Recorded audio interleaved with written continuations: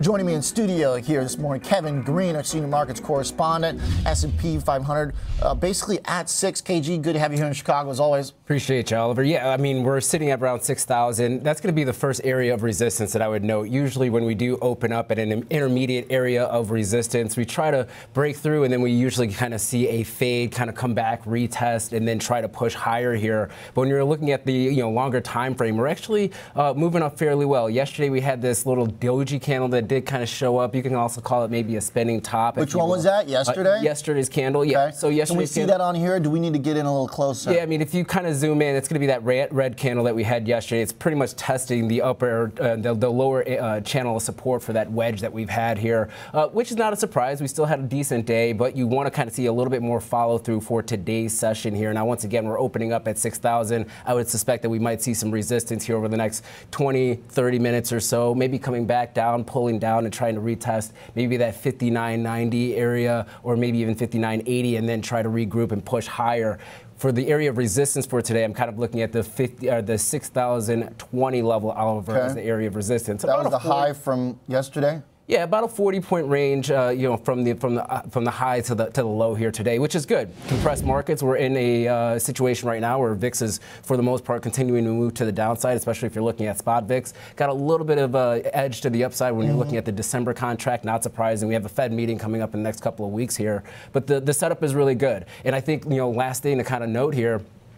Technology over the next 2 weeks might actually be a little bit tough to actually push us higher, but we will have some participation potentially from other sectors once we get to this holiday trade. So that's going to be jets, looking at airline companies. If you look at the TSA data so far, a little bit weak compared to last year, so that's something to be mindful of. But the market generally tries to trade up the airline stocks until like the second week of December, then they fade off.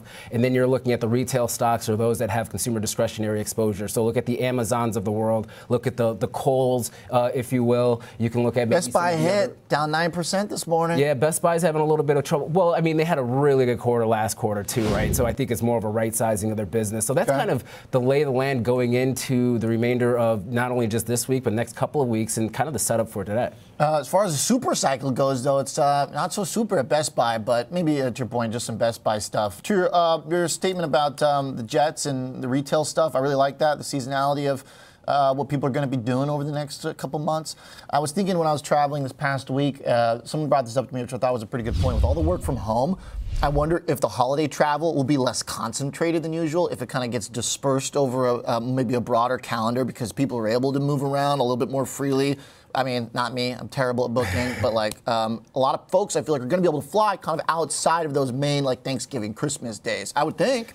You actually can see that within the TSA data because I nerd out on stuff like that. Is anything showing up? What's actually very interesting is on November 22nd, you actually saw about 1 million travelers more than what we did last year. 1 million. But beautiful. If you're looking at the last 3 to 4 days, we're about $100,000 people less day by day, which is a little bit unusual. So we want to kind of see that uptick here a little bit. But we might also, as you kind of talked about, have a little bit of a pull forward effect that's actually taking place here. It's not going to be the end all be all, but once again, the market's going to really kind of focus on that. We have this hype trade that kind of happens, and then once we get that Black Friday data set, we'll get kind of the falling off or the middle tier, numbers coming in the middle of December for travel data. That's usually when you start seeing those trades fade, and that's when you start seeing technology actually outperform. Like Apple usually sells off in the last week of November into the first week to 2 weeks in December, then catches a bid. Those mega cap names really are the ones that kind of thrust us higher last 2 weeks of the year, which gives us that Santa Claus rally. Nice. The Santa Claus rally oftentimes gets thought of as the small cap market too, and the Russell. Yesterday's breakout there, the regionals. I mean, to your point about non-tech leaders, there's some stuff here that's quite inspiring, which is why I thought yesterday's bond rally was kind of interesting, because the stock market was distinctly kind of pro-cyclical and growth-oriented, or it would be like lower rates-oriented, but the odds of December still seem like they should be sitting basically around like a 50, a coin flip. So there seems to be a little bit of tension there in the last 2 days because the Russell breaking out, the regionals, the financials. I mean, some of this stuff is like very economically dependent.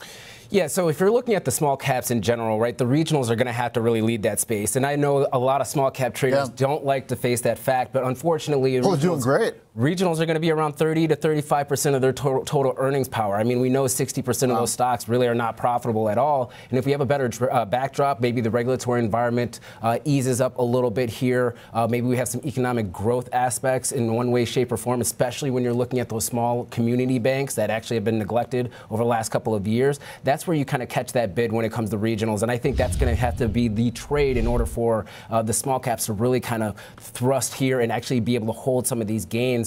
I'm not sure if yesterday was more of like a risk-on type of trade. We also had the announcement of the Treasury pick too, so we had a little bit of an unwinding of some fears about who is it going to be. But you know, other side of the coin here. That's an interesting thought, by the way. That the market was so worried about who he might put in the Treasury. Well, I mean.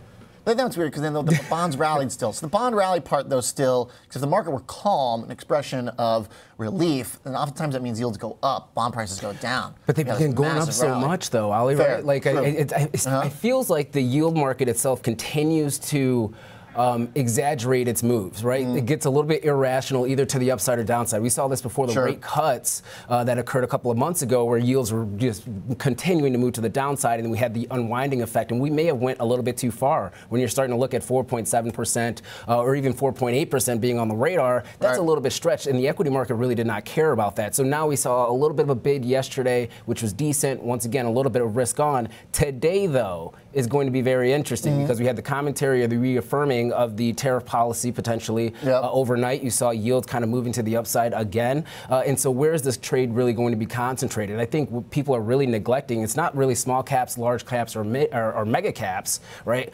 The sweet spot there is going to be the mid caps, the ones that are, for the most part, a little bit more durable, maybe a little bit less interest rate sensitive, and then have less exposure when it comes to the exports. It may not be in the crosshairs of a China retaliation. So keep your eye out on that for the next quarter or 2 quarters. That could actually be the stealth mover moving forward. Fits with Lizanne's point about mid caps as being a kind of higher quality version of the small caps. By the way, to your point about bond volatility, the MOVE index got to almost 140 before coming way back in. So that was definitely high, elevated compared to the last couple of years. Thanks, KG. Good perspective. Appreciate that.